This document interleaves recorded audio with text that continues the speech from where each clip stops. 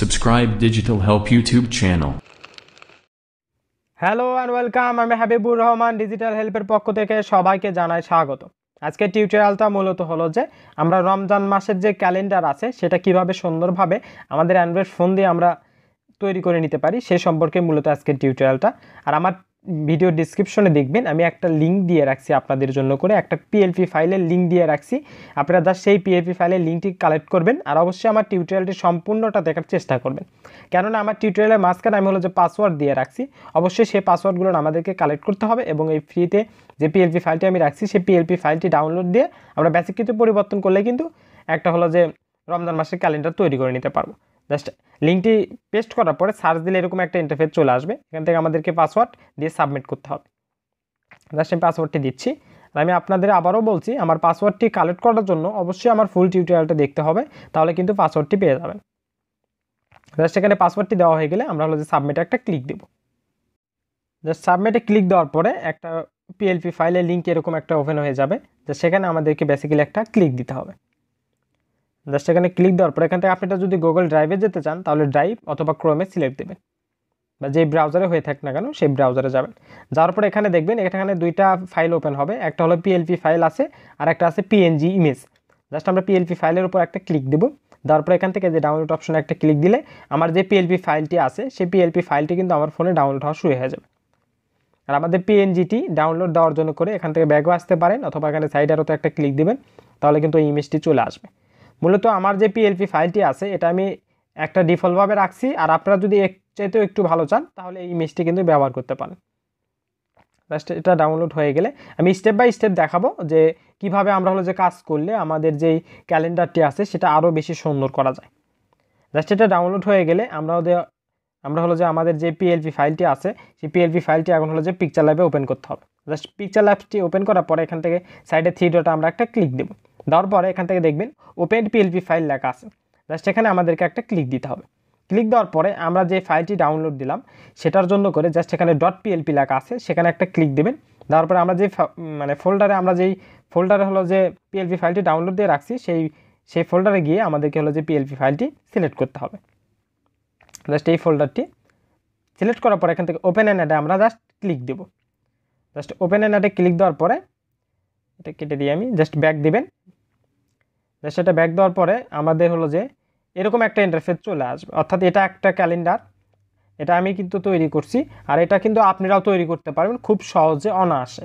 Just এখানে basic কিছু change করতে হবে, এটা জাস্ট হলো যে যদি তারিখ পরিবর্তন করার প্রয়োজন হয় সেক্ষেত্রে কিন্তু আমরা পরিবর্তন করতে পারবো, অবশ্যই এটা প্রয়োজন হতেই পারে। এখানে সবগুলোতে আমি লক দিয়ে রাখছি, আপনারা জাস্ট লকগুলো তুলাই দিবেন। দেওয়ার পরে এখানে যদি আপনারা কোনো নাম অ্যাড দিতে চান বা কোনো সূরা অ্যাড দিতে চান সেক্ষেত্রে কিন্তু আপনারা সেটা অ্যাড দিতে পারেন। জাস্ট প্লাস আইকনে ক্লিক দিবেন, দেওয়ার পরে আপনারা টেক্সট নিয়ে যে কোনো কিছু লিখতে পারেন। আমি যদি এখান থেকে এটা একটু ছোট করে দিই সাইজ, যাতে আরও দেখতে সুবিধা হয়, মানে সুন্দর হয়। এখানে আমি প্রত্যেকটা ডেট তারিখ বার সম্পূর্ণগুলো লক করে রাখছি, যদি পরিবর্তন করার প্রয়োজন হয় হতেই পারে, তাহলে কিন্তু আপনারা জাস্ট লকটি তুলে দেবেন। দেওয়ার পরে কিন্তু যে কোনো ডেট এখানে সেট করে দিতে পারেন, দেওয়ার পরে এটা কিন্তু আমাদের একটা ক্যালেন্ডার হয়ে যাবে, যেটা প্রিন্ট আউট দিয়ে কিন্তু আমরা ব্যবহার করতে পারবো অনায়াসে। আর যদি মনে করেন যে ফন্টগুলো আমরা চেঞ্জ করতে চাই, লেখার ফন্টগুলো উপরে যে লেখাগুলো আছে সেক্ষেত্রে আপনারা ফন্টগুলো চেঞ্জ করতে পারেন। দেখেন এখানে আমি প্রত্যেকটাতেই দিয়ে রাখছি, সময়গুলো উল্লেখ করা আছে, এখানে লক দেওয়া আছে, আপনারা জাস্ট লকটি তুলে দেবেন। লকটি তুলে দিলেই কিন্তু আপনাদের যে কোনো সময় আপনারা পরিবর্তন করতে পারেন। এই যে লেখাগুলোর কথা আমি বলতেছি এগুলোর ফন্টগুলো আমি ডিফল্টভাবে দিয়ে রাখছি, আর আপনারা যদি মনে করেন যে ফন্টগুলো চেঞ্জ করার প্রয়োজন সেক্ষেত্রে এই ফন্টটি ডিলিট দিবেন। দেওয়ার পরে অ্যাড ফন্টে গিয়ে আপনারা যে কোনো লেখার পরে ফন্টটি স্টাইল চেঞ্জ করলে কিন্তু সেই ফন্টে চলে আসবে। আর পিকচারল্যাবে কীভাবে ফন্ট অ্যাড দিতে হয় এ সম্পর্কে একটা টিউটোরিয়াল আছে আমার ইউটিউব চ্যানেলে, আপনারা চাইলে সেটা দেখে নিতে পারেন, অথবা ভিডিওর আই বাটনে যদি ক্লিক দেন তাহলে কিন্তু ভিডিওটি চলে আসবে। আর এখন যদি আমি আপনাদেরকে একটা পিএনজি ইমেজের কথা বলছিলাম যেটা ডাউনলোড দেওয়া, সেই ইমেজটি যদি এখানে অ্যাড দিতে চান, আমি যেই ক্যালেন্ডারটি এখন আপনারা দেখতেছেন এটাও কিন্তু মোটামুটি একটা মানসম্মত ক্যালেন্ডার, এটা কিন্তু অনেক সুন্দর। এখন যদি আমি আরও একটু ভালো চাই তাহলে ওই ইমেজটি আমাদেরকে এখন সিলেক্ট করতে হবে। জাস্ট ওই ইয়েটি আমি এখন সিলেক্ট করি, এরকম একটা জাস্ট এটা হলো যে ফুল স্ক্রিন করে দেবেন।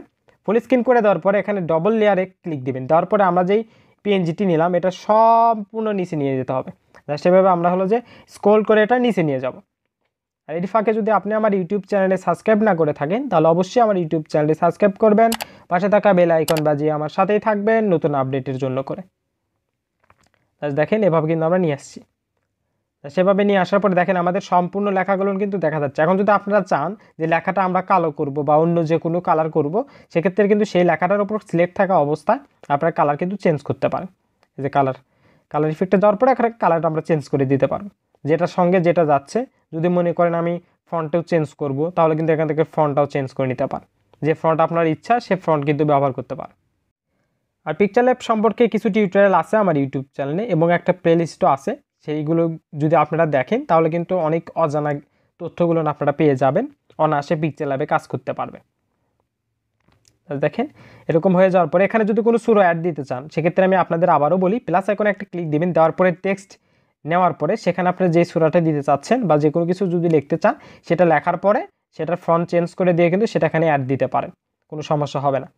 আর এখন সেভ দেওয়া যদি দেখায়, যে সেভে একটা ক্লিক দিবেন, দেওয়ার পরে সেভ অ্যাজ ইমেজে একটা ক্লিক দিতে হবে। সেভ অ্যাজ ইমেজে ক্লিক দেওয়ার পরে এখান থেকে একটা গুরুত্বপূর্ণ কথা আছে, জাস্ট সেটা মনোযোগ দিয়ে শুনবেন।